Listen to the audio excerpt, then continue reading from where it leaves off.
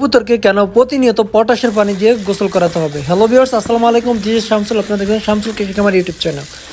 আমরা একটি পাত্র ধুয়ে পানি নিয়ে নিচ্ছি, কারণ আজকে আমাদের কবুতরকে আমরা পটাশের পানি মিক্স করে দেব, তারা যাতে খায় এবং গোসল করে। তো চলে আসি কবুতর লফটে, আমরা পটাশ নিয়ে নিচ্ছি। তো দেখতে পাচ্ছেন আমরা পটাশটাকে খুলে নিচ্ছি। এটা বাজারে আপনি খুচরা এবং প্যাকেট পেয়ে যাবেন, আর যেটা পান ওটা সংগ্রহ করে নেবেন। তবে সাবধানতা, এটা কিন্তু আপনি যখন মিক্স করবেন আপনার হাত কিন্তু কালার হয়ে যাবে, এটা দেখে আবার ভয় পেয়েন না। তো দেখতে পাচ্ছেন আমরা পটাশটা দিয়ে পানির সাথে মিক্স করে দিচ্ছি। কিছুক্ষণের মধ্যে আমাদের পানিটা মিক্স হয়ে যাবে। পানির কালার দেখেন, কালার চলে আসে একেবারে পটাশের কালার। এই পটাশের পানিটা কিন্তু কবুতর খুবই ভালোভাবে খায় এবং ওরা এটার মধ্যে সুন্দরভাবে গোসল করে। তো আমরা এখন কবুতরগুলোকে ডাক দিব, যাতে তারা এসে পানিগুলো খায় অথবা এটাতে গোসল করে। কবুতরের গায়ে দেখবেন অনেক ময়লা। ও মাশাআল্লাহ, দেখতে পাচ্ছেন আমাদের কবুতরগুলো চলে আসে অলরেডি, ওরা খাওয়া এবং গোসল দেওয়া শুরু করেছে। দেখতে পাচ্ছেন ওরা কিন্তু পটাশের পানিটা খুবই চমৎকারভাবে খাচ্ছে, খুবই মজা করে খাচ্ছে পটাশের পানিটা।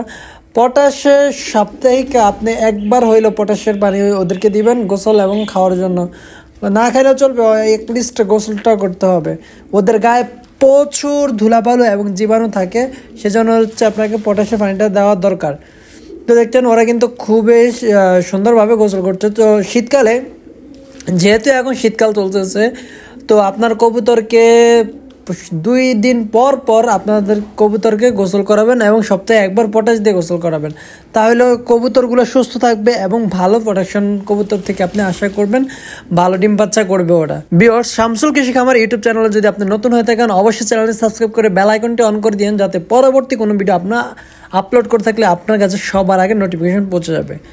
আর অলরেডি যদি সাবস্ক্রাইব করে থাকেন, thank you so much. Viewers, এই ভিডিও থেকে আপনি যদি কোনো উপকৃত হয়ে থাকেন বা কোনো ইনফরমেশন পেয়ে থাকেন, অবশ্যই ভিডিওটি লাইক কমেন্ট শেয়ার দিয়ে আপনার বন্ধুদের সাথে শেয়ার করতে ভুলবেন না। আর পরবর্তীতে কী ধরনের ভিডিও চান তা কমেন্টস করে জানাবেন। ইনশাল্লাহ আপনার কমেন্টের উপরে ভিত্তি করে আমরা কিন্তু নেক্সট ভিডিও তৈরি করার জন্য চেষ্টা করবো ইনশাল্লাহ। ভিউয়ার্স, শামসুল কৃষি খামার ইউটিউব চ্যানেল, এটি একটি নতুন চ্যানেল। তো এটাতে আমরা কৃষিভিত্তিক যত ভিডিও আছে, হাঁস মুরগি গবাদি পশু পাখি এবং কৃষি ক্ষেত রিলেটেড সকল বিষয় আমরা কিন্তু এই ভিডিওতে আমরা আপলোড করে থাকবো। এই চ্যানেলে আমরা আপলোড করবো ইনশাআল্লাহ। আপনারা চ্যানেলটি সাবস্ক্রাইব করে থাকবেন, এই চ্যানেল থেকে আপনারা ভালো কিছু পাবেন ইনশাআল্লাহ। ভিউয়ার্স, শামসুল কৃষি খামার ইউটিউব চ্যানেল এখন প্রায় 200-র মতো সদস্য। ইনশাল্লাহ একসময় এটা 2 লাখ সদস্যে রূপান্তরিত হবে। আপনারা সাথে থাকুন, দোয়া করবেন ইনশাল্লাহ, যাতে আমরা প্রতিনিয়ত মানুষের হেল্পফুল ভিডিও নিয়ে আমরা আপনাদের মাঝে উপস্থাপন করতে পারি। তো আমাদের কবুতরগুলোর জন্য সবাই দোয়া করবেন, যাতে আলহামদুলিল্লাহ কবুতরগুলো সবসময় সুস্থ থাকে এবং ভালো ডিম বাচ্চা করে। ইনশাল্লাহ প্রতিনিয়ত কবুতরের রিভিউ কিন্তু আপডেট রিভিউ এবং আপনারা সব কিছু পেয়ে যাবেন। ভিউয়ার্স, কে কোথায় থেকে দেখছেন এবং আপনার বাসায় গৃহপালিত কী কী পশু আছে, অবশ্যই কমেন্টস করে জানাতে ভুলবেন না। আর আমাদের ভিডিওটি আবারও বলছি, একটি ভিডিও মেক করতে অনেক কষ্ট হয় ভিউয়ার্স, যেহেতু ভিডিওগুলো আমি একে একে মেক করি, সেজন্য অনেক কষ্ট হয়।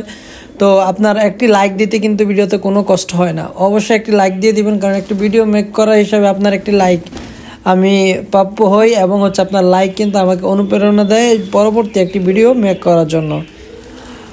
ভিউয়ার্স, কবুতর যদি আপনি নতুনভাবে লালন পালন করেন, অবশ্যই কবুতর যত চেষ্টা করবেন কবুতরকে ছেড়ে পালন করার জন্য। ছেড়ে কবুতর পাললে কবুতর সুস্থ থাকে, ভালো থাকে, ভালো ডিম। ভিউয়ার্স, আজকের ভিডিওটি পর্যন্ত, দেখা হচ্ছে অন্য কোনো ভিডিওতে। সে পর্যন্ত ভালো থাকুন, সুস্থ থাকুন। আসসালামু আলাইকুম ওয়া রাহমাতুল্লাহি ওয়া বারাকাতুহু।